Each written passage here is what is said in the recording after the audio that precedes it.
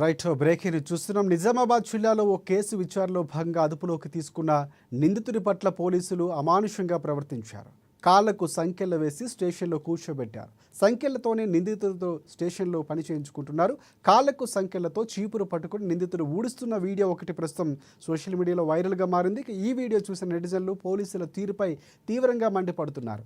చిన్న చిన్న కేసుల్లో అరెస్ట్ అయిన వారితో ఇలా వెట్టి చాకిరీ చేయించుకుంటున్నారని ఆరోపిస్తున్నారు. కాళ్లకు సంకెళ్లు వేసి మరీ పని చేయించుకోవడం అమానుషమని విమర్శిస్తున్నారు. ఫ్రెండ్లీ పోలీసింగ్ అంటే ఇదేనాను కూడా ప్రశ్నిస్తున్నారు.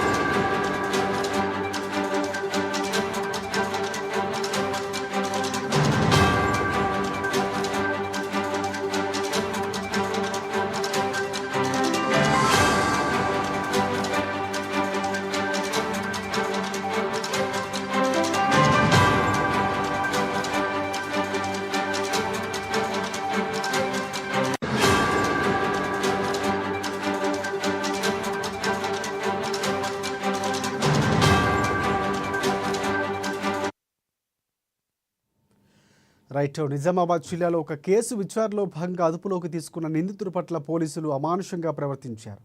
కాళ్లకు సంకెళ్ల వేసి స్టేషన్లో కూర్చోబెట్టారు. ఇక అంతతో ఆగకుండా సంకెళ్లతోనే నిందితుడితో స్టేషన్లో పని చేయించుకున్నారు. కాళ్లకు సంకెళ్లతో చీపురు పెట్టుకుని ఇక నిందితుడు ఊడుస్తున్నటువంటి ఒక వీడియో ఒకటి ప్రస్తుతం సోషల్ మీడియాలో వైరల్గా మారింది. ఇక దీనికి సంబంధించి నెటిజన్లు వివిధ రకాలుగా స్పందిస్తున్నారు. ఇదే అంశానికి సంబంధించి పూర్తి స్థాయిలో మనకి అప్డేట్స్ అందించేందుకు మా ప్రతినిధి నవీన్ మనకి ఫోన్లలో సిద్ధంగా ఉన్నారు. సో నవీన్, చెప్పండి, అక్కడ జరిగినటువంటి అంశాలు ఏంటి, పూర్తి అప్డేట్స్ ఏంటి?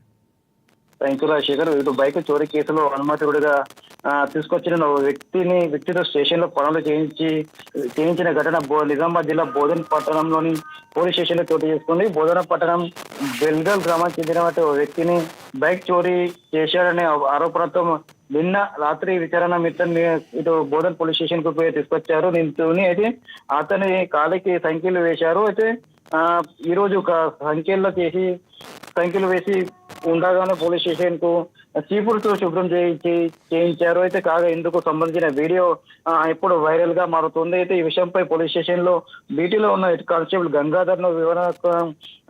గంగాధర్ ఇదంతగా దీనిపై ఇటు అడగగా నిందితుడు పారిపోవడానికి ప్రయత్నంతో గొలుసులతో బంధించామని చెప్పి కూడా సమాధానం చెప్తున్న పరిస్థితి కనిపిస్తుంది. అయితే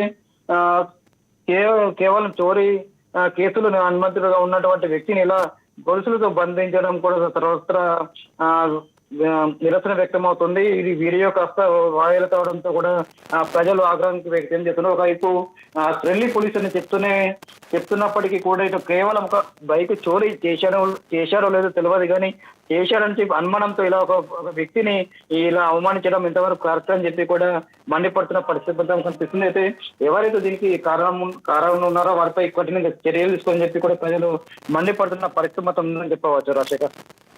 రైట్, అంటే ప్రధానంగా వీడియో ఎవరు తీశారు, ఎలా బయటకు వచ్చింది? ఎందుకంటే స్టేషన్ దగ్గర నుంచి మనకి క్లియర్గా వీడియో చూస్తే కనుక అక్కడున్న తీసిన వ్యక్తిలాగా కనిపిస్తుంది. సో అది పోలీసులు తీసి రిలీజ్ చేస్తారా, లేకపోతే వీడియో ఎలా బయటకు వచ్చింది? అంటే దీనిపై ఏమైనా చర్యలు ఉండే అవకాశం కనిపిస్తుందా? పోలీసు ఉన్నతాధికారులకు ఏమైనా సమాచారం వెళ్ళేటువంటి పరిస్థితి ఉందా?